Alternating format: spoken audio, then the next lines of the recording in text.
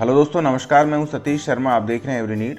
पंचायत दर्पण पोर्टल 2.0 पर टैक्सेशन की प्रोसेस के संबंध में दोस्तों आज का वीडियो होने वाला है। इसमें हम देखेंगे जल कर, स्वच्छता कर या प्रकाश कर, किसी भी तरह का टैक्स हो उसमें किस तरह से परिवार को ऐड किया जाना है और किस तरह से उनकी बिल जनरेट होंगी और अमाउंट रिसीव करने के बाद किस तरह से उसको पोर्टल पर एंटर किया जाएगा। ये सब कुछ तो अपन इस वीडियो में देखेंगे। तो चलिए दोस्तों शुरू करते हैं।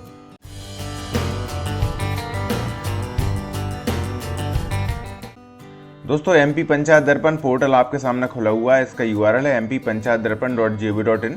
पंचायत दर्पण 2.0 ये मैंने एक ग्राम पंचायत की यूजर आईडी पासवर्ड से लॉगिन कर लिया है। लॉगिन के बाद फर्स्ट पेज आपके सामने ये दिख रहा है।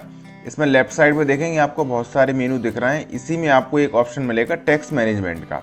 तो टैक्सेशन वाला पूरा जो मॉड्यूल है वो इसी में आपको सारे ऑप्शंस दिए गए हैं। तो जैसे ही हम टैक्स मैनेजमेंट पे क्लिक करते हैं, यहाँ पे आपको और ऑप्शन आ जाते हैं। तो सबसे पहले ऑप्शन हमको यूज़ करना है मास्टर डेटा का। इसके बाद हम वाटर टैक्स, सैनिटेशन और लाइट टैक्स की बात करेंगे, लेकिन सबसे पहले हमको मास्टर डेटा का ही यूज़ करना पड़ेगा, क्योंकि जब तक हम मास्टर डेटा तैयार नहीं करेंगे तब तक आपका दूसरे टैक्सेस में आप काम प्रोसेस नहीं कर पाएंगे। मतलब ना उन परिवारों को ऐड कर पाएंगे, ना उनके बिल जनरेट कर पाएंगे।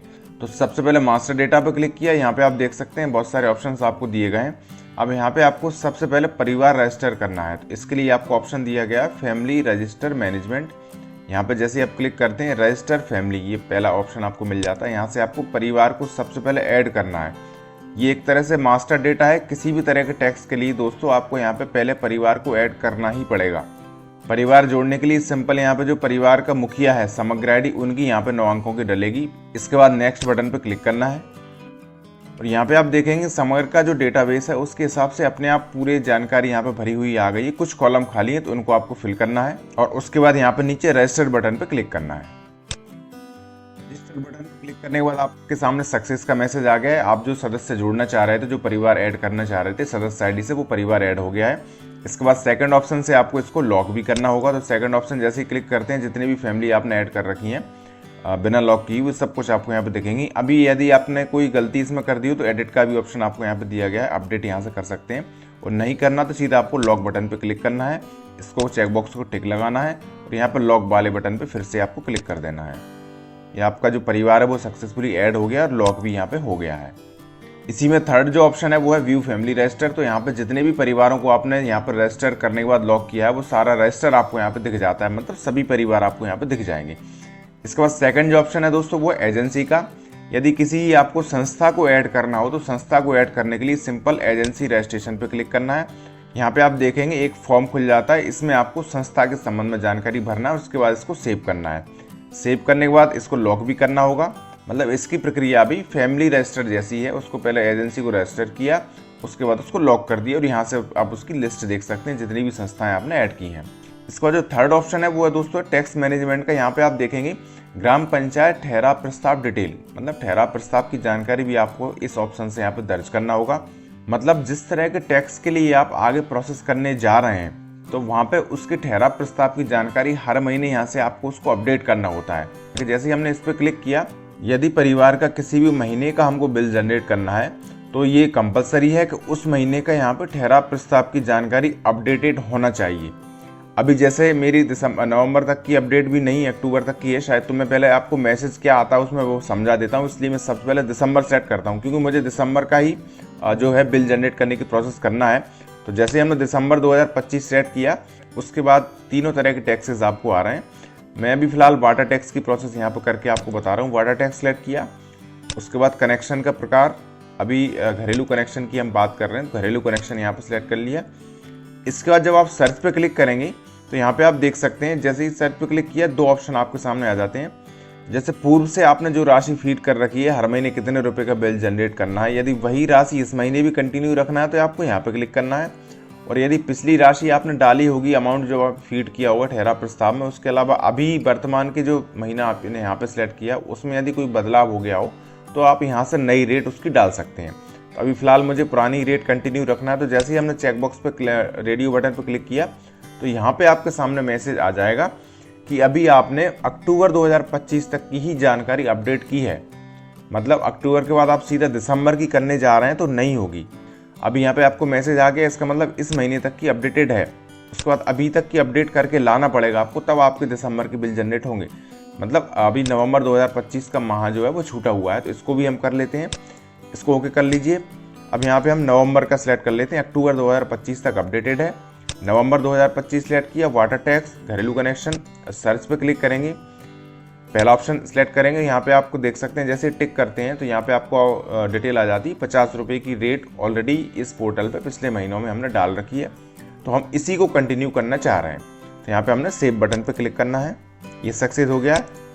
इसी तरीके से अब नवंबर का क्लियर हो गया। अब हमको दिसंबर का करना है, क्योंकि हमको दिसंबर के बिल जनरेट करना है। तो दिसंबर 2025 किया, वाटर टैक्स किया, घरेलू कनेक्शन पर टिक किया, इसके बाद सर्च बटन पे क्लिक करेंगे। यहाँ पे रेडियो बटन पहला वाला यूज़ करेंगे और यहाँ पे भी हमको सेव बटन का यूज़ करके सेव इसको जानकारी को सेव करना सफलतापूर्वक सेव हो गई है। मतलब आप समझ गए होंगे कि जो ठहराव प्रस्ताव की जानकारी है वो इस ऑप्शन से आएगी। वो चाहे वाटर टैक्स हो, चाहे स्वच्छता कर हो, चाहे प्रकाश कर हो, तीनों तरह के लिए सेम प्रोसेस है। तीनों तरह से आप जो अभी प्रोसेस मैंने बताई है वही प्रोसेस आपको अन्य 2 टैक्सेस के लिए भी करना है। चलिए अब हम फिर से चलते हैं टैक्स मैनेजमेंट वाली टैब में। यहाँ पे अभी हमने मास्टर डेटा का यूज़ किया था। अब हम चलते हैं वाटर टैक्स में। दोस्तों लाइट और सैनिटेशन मतलब स्वच्छता और प्रकाश कर जो है वो बिल्कुल सेम वाटर टैक्स जैसी आपको प्रोसेस उसमें भी करना है। तो मैं सिर्फ वाटर टैक्स की प्रोसेस यहाँ पे बता रहा हूँ। वही सेम प्रोसेस का यूज़ करके आपको सैनिटेशन और लाइटिंग वाले टैक्स की प्रोसेस भी करना है। तो वाटर टैक्स पे हम क्लिक कर लेते हैं। यहाँ पे भी आपको बहुत सारे मेनू दिख जाते हैं। सबसे पहला जो आपको काम करना है वो है टैक्स पेयर रजिस्ट्रेशन। तो यहाँ पे जैसे आप माउस पॉइंटर लेके जाएंगे आपको 4 ऑप्शन मिल जाते हैं। सबसे पहला ऑप्शन है रजिस्टर न्यू टैक्स पेयर, इसी बटन का आपको यूज़ करना होगा। मतलब अभी हमने पहले ऑप्शन मास्टर डेटा में जिन परिवारों को ऐड किया था, अब उन परिवारों को जिस तरह का भी टैक्स उन परिवारों पर लगाना है उस तरह के टैक्स में उन टैक्स पेयर को शामिल करना होगा। मतलब सिर्फ मास्टर डेटा में परिवारों को ऐड करने से आपके टैक्स वाली जो प्रोसेस है वो कंप्लीट नहीं हो पाएगी। पहले आपको मास्टर डेटा में परिवार को ऐड करना होगा, फिर उस मास्टर डेटा से आपको जिस तरह के भी टैक्स में उनका यूज़ करना है, जिस तरह के भी टैक्स के लिए उनको बिल जारी करना, उस तरह के टैक्स में उनको शामिल करना होगा। तो हम यहाँ पे अभी ऐड टैक्स पेयर वाले पेज पे आ गए हैं। यहाँ पर टैक्स पेयर का जो टाइप है वो परिवार है। यदि आपने संस्था को ऐड करना होगा यहाँ पे तो संस्था सेलेक्ट कर सकते हैं। परिवार सेलेक्ट कर लिया। इसके बाद टैक्स टाइप में एक ही ऑप्शन आ रहा है, क्योंकि हम वाटर टैक्स की टैब में अभी हम काम कर रहे हैं। इसके बाद हम व्यू बटन पे क्लिक कर लेते हैं। यहाँ पे आप देखेंगे दोस्तों आपके सामने मास्टर डेटा में जितने परिवारों को आपने ऐड किया है वो सारी लिस्ट आपको यहाँ पे खुल जाती है। अब जिस परिवार को आपको वाटर टैक्स वाले रजिस्टर में शामिल करना हो उनके आगे यहाँ पर सिलेक्ट वाला बटन है, उसको चेक बॉक्स पर टिक लगाना है और उन परिवारों को आपको वाटर टैक्स वाली जो रजिस्टर है उसमें आपको शामिल कर लेना है। तो मैं अभी फिलहाल एक परिवार आपको शामिल करके बता रहा हूँ। कनेक्शन का प्रकार घरेलू है, ये ऑप्शन सेलेक्ट किया। आप नीचे की साइड जाएंगे, यहाँ पे आपको कैप्चा कोड डालना है। इसके बाद चेक बॉक्स पर टिक लगाना है और जैसे यहाँ पर टिक लगाएंगे आप तो यहाँ पे आपको सेव डिटेल्स का बटन आ जाता है, इसी पे आपको क्लिक करना होगा। ये भी सक्सेस हो गया। मतलब आपने मास्टर डेटा में जो परिवार को ऐड किया था वो परिवार आपने जलकर वाला जो रजिस्टर है, वाटर टैक्स वाला रजिस्टर है, उसमें आपको आपने उसमें शामिल कर लिया है। इसके बाद यदि आपने गलती से शामिल कर लिया हो, गलत परिवार ऐड हो गया हो, तो ये आपको सेकंड ऑप्शन दिया गया है रिमूव करने का, यहाँ से रिमूव कर सकते हैं। और तीसरा जो है लॉक टैक्स पेयर इन्फॉर्मेशन, यदि आपने सही परिवार को ऐड कर लिया तो आप उसको लॉक भी आपको फिर से यहाँ पे करना पड़ेगा। तो लॉक टैक्स पेयर वाला बटन यूज़ कर लेते हैं। यहाँ पे परिवार, उसके बाद वाटर टैक्स ऑटोमेटिक आ रहा है, व्यू पे क्लिक करते हैं। तो जो परिवार आपने फर्स्ट ऑप्शन से अभी ऐड किया है उस परिवार की डिटेल आपको यहाँ पे खुल जाती है। सिलेक्ट टू लॉक, इस पर क्लिक करना है। यहाँ पे नीचे यस वाला चेक बॉक्स आ रहा है, इस पर क्लिक करना है और लॉक डिटेल्स पे फिर से आपको क्लिक कर देना है। और ये लॉक भी सक्सेसफुल हो गया है, आप देख सकते हैं। अब यहाँ पे लास्ट वाला जो ऑप्शन आ रहा है टैक्स पेयर रजिस्ट्रेशन, तो यहाँ से आप सारी लिस्ट देख सकते हैं जिन परिवारों को आपने जलकर वाले रजिस्टर में ऐड किया हुआ मास्टर डेटा से उठा के यहाँ पे आपको सारी लिस्ट दिख जाती है। चलिए सेकंड जो ऑप्शन है दोस्तों वह प्रीवियस ड्यू अमाउंट। यदि किसी परिवार का पुराना बकाया राशि है तो उसको आपको मैनुअली एंटर करने का यहाँ पर ऑप्शन दिया गया है। अगला जो ऑप्शन है दोस्तों वो है बिल ऑब्लिक डिमांड मैनेजमेंट का। अब इसमें आपको 3 तरह के ऑप्शन मिलेंगे। तो आपको बिल जारी करने की जो प्रोसेस करनी है वो दोस्तों इसी ऑप्शन से आपको करनी है। अभी तक की जो प्रक्रिया हमने की है वो सिर्फ वन टाइम है, मतलब एक बार ही आपको मास्टर डेटा में परिवार को ऐड करना है। एक ही बार आपको टैक्स जिस तरह के टैक्स के आप बिल जनरेट करने जा रहे हैं उसमें आपको परिवार को ऐड करना है। ये प्रोसेस दोस्तों आपको बार बार नहीं करनी है। एक बार आपने जिस परिवार को ऐड कर लिया वो हमेशा आपको यहाँ पे उपलब्ध रहेगा। बस आपको आगे की जो प्रोसेस है वो हर महीने करनी है, क्योंकि जलकर हो, चाहे स्वच्छता करो, चाहे प्रकाश करो, तीनों तरह के जो बिल रहते हैं वो मंथली रहते हैं, मतलब मासिक रहते हैं। तो हर महीने आपको इनको बिल प्रोसेस करना है और जनरेट करना है, उनका प्रिंट करना है। इसके बाद आपको जो बिल है वो संबंधित परिवार के पास पहुंचाना है। तो सबसे पहली प्रोसेस है बिल प्रोसेस करने की। तो यहाँ पे लिखा हुआ है प्रोसेस मंथली बिल, इसी बटन पे हमको क्लिक करना है। फाइनेंशियल ईयर 25-26, अभी हम मंथ दिसंबर 2025 का जनरेट करने जा रहे हैं, तो दिसंबर सेलेक्ट कर लिया। टैक्स पेयर में आपको यदि परिवार का करना हो तो परिवार, संस्था का करना हो तो संस्था का। दोनों के लिए प्रोसेस ऐड करने की सिर्फ अलग प्रक्रिया है, बाकी प्रक्रिया दोनों के लिए सेम है। परिवार हमको यहाँ पे करना है, तो इसके बाद व्यू पे सिलेक्ट करेंगे।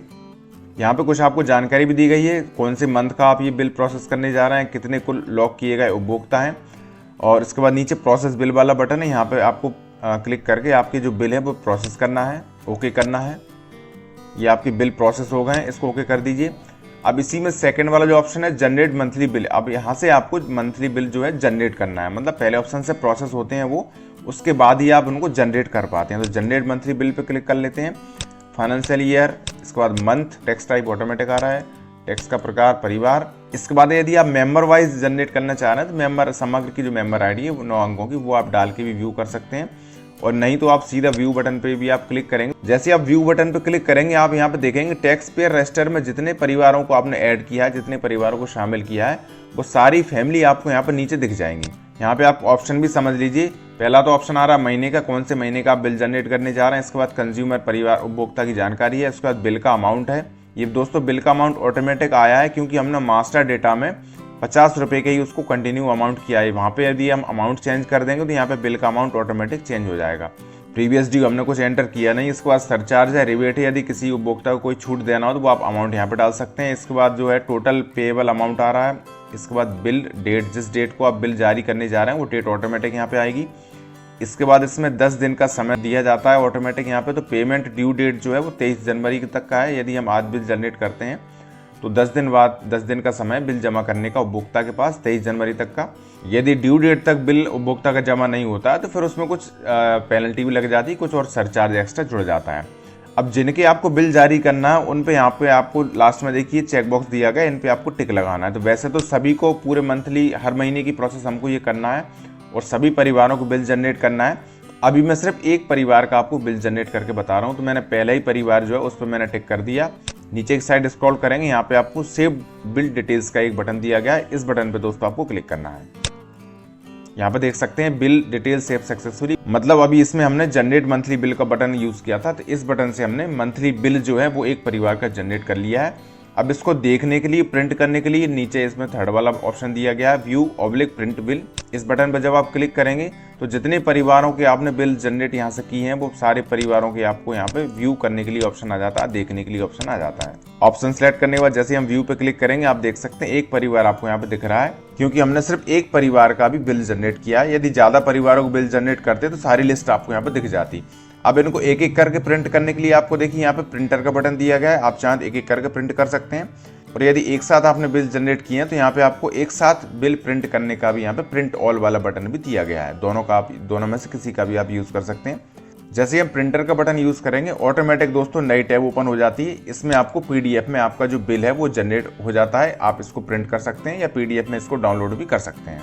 बस आपको दोस्तों यही बिल प्रिंट करने के बाद संबंधित उपभोक्ता को भेजना है, पहुंचाना है और उसके बाद 10 दिन का उनके पास समय है ये बिल की राशि जो है वो जमा करने के लिए।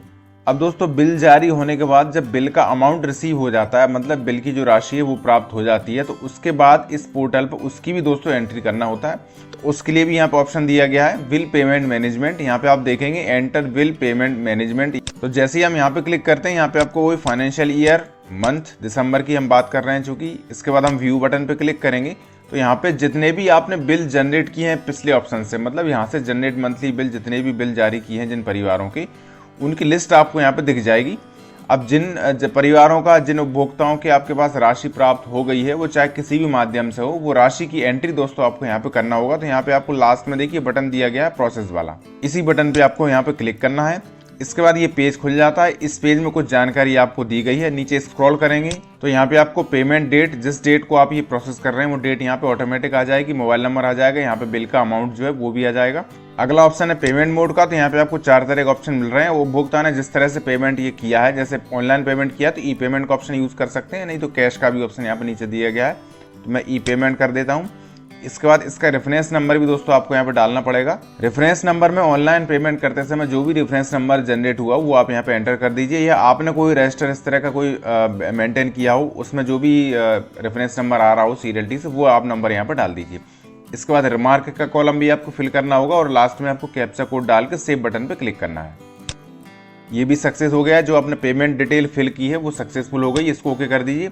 अब इसी में लास्ट में पेड पेमेंट लिस्ट, यहाँ पे जब आप क्लिक करेंगे तो जो ईयर और मंथ आप सेलेक्ट करेंगे उस मंथ में जिन लोगों का आपने पेमेंट यहाँ पे पहले ऑप्शन से दर्ज किया है, पेमेंट फिल किया है, वो उनकी रिसीट आप यहाँ से जनरेट कर सकते हैं, रसीद उनकी यहाँ से जनरेट कर सकते हैं। और ये देखिए डिटेल आ गई, क्योंकि अभी हमने सिर्फ एक परिवार का जलकर की जो राशि प्राप्त हुई है उसकी ऑनलाइन एंट्री की है, उसकी रसीद आप यहाँ से जनरेट कर सकते हैं। आपको प्रिंटर का बटन दिया गया, जैसे आप इस पर क्लिक करेंगे नई टैब में आपकी रसीद भी सामने आ जाएगी, आप चाहें उसका प्रिंट कर सकते हैं, PDF फॉर्मेट में आप उसको डाउनलोड भी कर सकते हैं। दोस्तों टैक्सेशन से संबंधित यही सारी जानकारी थी जो मैंने आपको अभी सामने बताई है। टैक्स मैनेजमेंट में जिस तरह से हमने जलकर की प्रोसेस की है उसी तरीके से आप सैनिटेशन टैक्स और लाइट टैक्स मतलब स्वच्छता कर और प्रकाश कर की भी प्रक्रिया सेम टू सेम प्रोसेस के माध्यम से कर सकते हैं।